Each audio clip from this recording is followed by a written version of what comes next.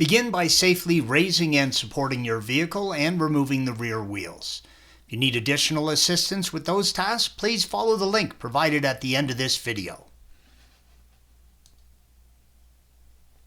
During the following steps, before you work on any nuts or bolts, use a marker and mark at least 2 straight lines on each end of the nuts and bolts.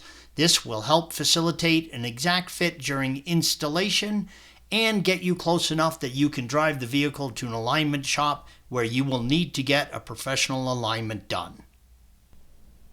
Use a 24mm socket to hold the bolt holding the tow arm to the wheel carrier, red arrow, while you use another 24mm socket to loosen the nut on the other side, not visible.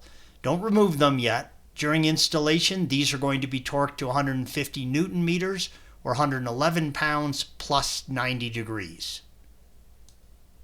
Use one 21mm wrench to loosen the nut, blue arrow, while you use another to hold the bolt holding the tow arm to the chassis subframe, red arrow.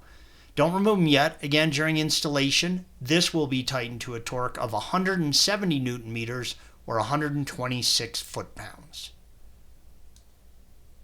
Support the wheel carrier with your floor jack, red arrow. You will use your floor jack to level the wheel carrier so the bolts holding the tow arm will slide out with less resistance.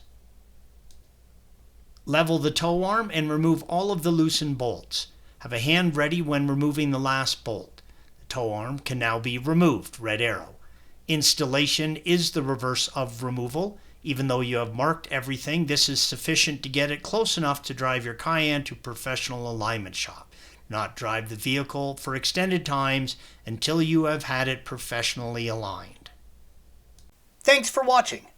Be sure to subscribe to our channel and check out another video in this series.